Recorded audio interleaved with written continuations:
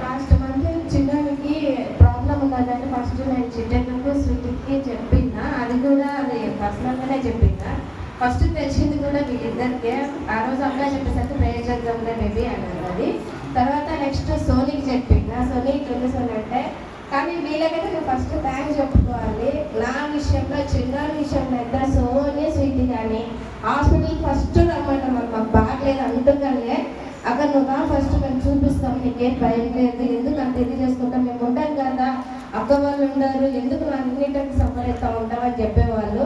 ఆ రోజు మేము హాస్పిటల్కి పోయినాము. పోయేసరికి అక్కడ డాక్టర్ని కన్సల్ట్ చేయించింది సోనీ. కానీ వాళ్ళు ఉండే బిజీ అయితే మాకు టైం కూడా ఇయ్యారు సోనీ వాళ్ళు, ఎందుకంటే వాళ్ళు అంతా బిజీ అవుతారు ఆ టైంలో.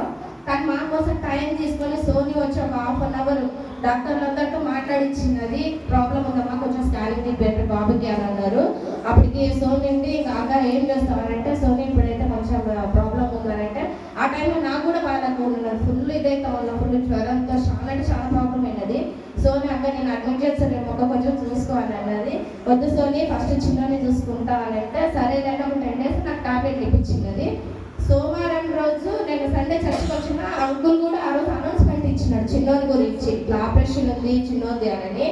మండే వీడిని హాస్పిటల్కి తీసుకుపోవాలి. నేను ఇంకా చేతిలో నాకు ఇంకా రూపాయి కూడా లేకుండా చాలా అంటే చాలా ప్రాబ్లంలో ఉన్నా. నేను ప్రేయర్ చేసుకున్న ఆ రోజు నేను చాలా దాకా చిన్నగా ఫోన్ చేసిన, అక్క ఈ రోజు నేను మన హాస్పిటల్ తీసుకుపోవాలని అంటే భయపడగాక నువ్వు పోయినా ఫస్ట్ ధైర్యం కానీ అన్నది.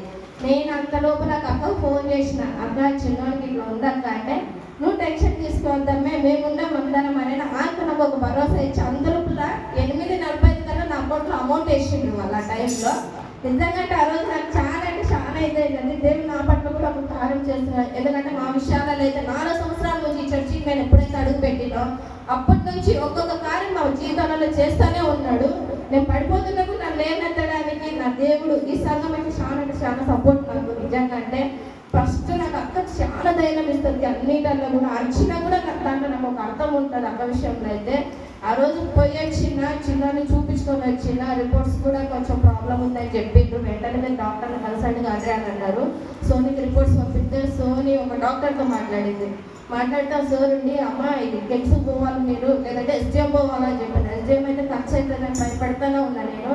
మళ్ళీ అంకులు అందరికి చెప్పిన రక్తకాల యొక్క ప్రేయర్ ఉన్నప్పుడు కూడా అనౌన్స్మెంట్ ఇచ్చిండు, చిన్న విషయంలో ఉంది కొంచెం హెల్ప్ చేయండి అని అన్నారు.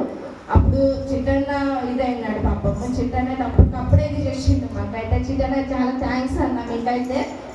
తర్వాత మేము సోమవారం పోయించిన తర్వాత ఆ రోజు మాకు ఒక డాక్టర్ దొరకలే. ఆ డాక్టర్ దొరికేసరికి గురువారం పోయినాం. గురువారం పోతే ఆ రోజు డాక్టర్ రాలేదు మాకు, కానీ వేరే సర్జన్ మేడం ఉన్నది. అమ్మని ఏమి ఇది చేస్తాం కాదంటే అన్నిటికి భయపడవద్దు అని అన్నారు. సరేలే అని గురువారం పోయినాము. ఎమ్మడే అడ్మిట్ చేసేసింది. ఫస్ట్ మాకేమైనా శుక్రవారం అడ్మిట్ కాండి, ఆపరేషన్ కూడదు, సోమవారం చేస్తాము అంటే గురువారం చేస్తాము అన్నారు. తర్వాత అప్పటికప్పుడు అడ్మిట్ చేసేసి సాయంత్రం 5 కల్లా మాకు మేడం అనౌన్స్మెంట్ ఇచ్చారు, అది రేపు మార్నింగ్ ఆపరేషన్ ఉంది ప్రిపేర్ అయి ఉన్నది అన్నది. మాకు అప్పుడు అమౌంట్ విషయం కూడా మాకేం చెప్పలేదు. మేమంతా ఫ్రీ అవుతుందేమో అనుకున్నాం తెలుసుకుపోయేసరికి. కానీ అక్కడికి పోయేసరికి ఆపరేషన్ అయిన తర్వాత మాకు అంత విషయం తెలిసిపోయినది. ఇంకా నాకని కాల్ చేతులు అక్క చెప్పిన నేను, అక్క ఇట్లా అయిందాక ఏం చేసాను అక్క అంటే నువ్వు ఏమి ఇది చేసుకొని ఇవ్వగాక అని అన్నది. అయితే అక్క కూడా ఆ టైంలో రూపిక వేయడం కానీ అక్క ప్రేయర్ చేయడం కానీ అక్కకు ఒకటే మాట చెప్తా, అక్క నువ్వు ప్రేయర్ చెప్తా చిన్నోడు బాగా వస్తాడు అక్క, నాకు అదొక నమ్మకం ఉందన్నమాట. ఆ రోజు నుంచి నేను వీటి గురించి ఏడ్చాను, రోజు అంటలేదు. బట్ ఆ రోజు కూడా నాకు చాలా భయపించినాడు. రేపు మార్నింగ్ ఆపరేషన్ అంటే రోజు నైట్ నేను చాలా భయపించిండు వాడు. ఆపరేషన్ అయింది బయటకు వచ్చిండు, నేను అతను మాట్లాడటం కూడా బంద్ చేసిండు. 2 రోజుల వరకు నాతో మాట్లాడలే. ఇంకా పిలుస్తుంటే కూడా నువ్వు మాట్లాడద్దు మా అన్నాడు. సర్లేదు సైలెంట్గా ఉన్నా. పక్కన పిలిపించుకున్నా చేతగాక. తర్వాత నేను అక్క ఇంటికి వచ్చేసరికి అక్క చెప్పినాక వీడు ఇట్లా చేసిండాక ఆపరేషన్ ముందు రోజు అలాగా.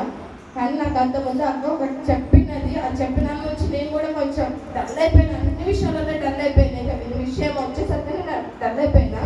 ప్రేయర్ చేయడమే స్టార్ట్ చేసాను నేను ఇంట్లో అన్ని విషయాలకి. ఇంకా దేవుడైతే నా విషయంలో అయితే నా చిన్న విషయంలో అయితే ఈరోజు వీడు ఇంకా ఆరోగ్యంగా ఉండడంటే నిజంగా దేవుని కృపనే. నిజంగా సంఘం అంతా నాకు చాలా అంటే చాలా హెల్ప్ చేసింది. అంకులకు కానీ చిన్నపిల్లలకు కానీ స్వీటీ సోని ఆంటీ వాళ్ళకి కానీ సంఘాలందరికీ నా కృతజ్ఞత. నిజంగా అంటే నిజంగానే నా బిడ్డ ఈరోజు ఆరోగ్యంగా ఉండడం ఈ సంఘం వల్ల. Thank you.